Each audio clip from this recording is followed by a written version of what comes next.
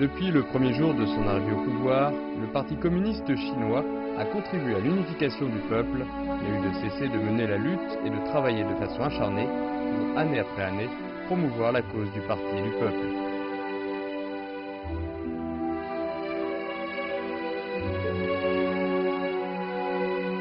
Avec le camarade Mao Zedong comme principal représentant du parti, la pensée de Mao Zedong a permis de guider le peuple en faisant usage de créativité pour aboutir au changement de la révolution socialiste au sein de la Nouvelle République, avec les bases d'un système socialiste.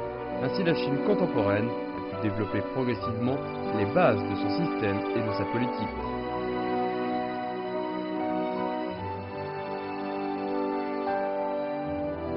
Avec le camarade Deng Xiaoping, le socialisme est entré dans une période d'ouverture, développant la construction de la pensée socialiste, construisant et développant les fondements du socialisme, établissant la théorie de Deng Xiaoping, mettant en œuvre avec succès le socialisme aux caractéristiques chinoises.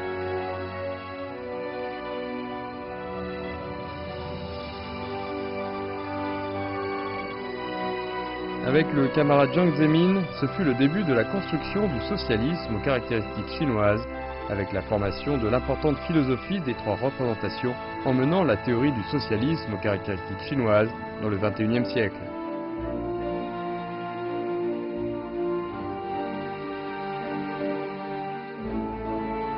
Avec le camarade Hu Jintao, à la tête du Parti communiste chinois, s'est formée une orientation axée sur les gens, donnant l'importance au concept de développement scientifique pour le développement durable, poussant à une meilleure coordination, donnant un nouveau point de départ à l'histoire de la Chine et renforçant le socialisme aux caractéristiques chinoises.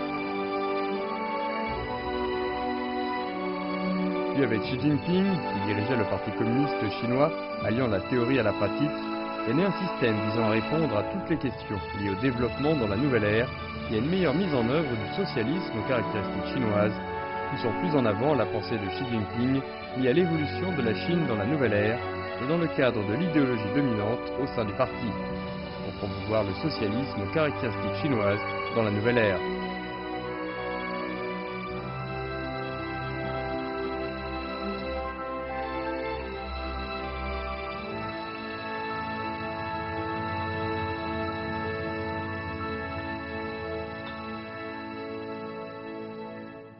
Le 21 août 2019, à l'occasion d'un déplacement d'observation dans la province du Gansu, le secrétaire général Xi Jinping s'est rendu dans le district de Gulang pour vérifier les avancées dans la construction de nouveaux logements visant à améliorer la vie de la population locale.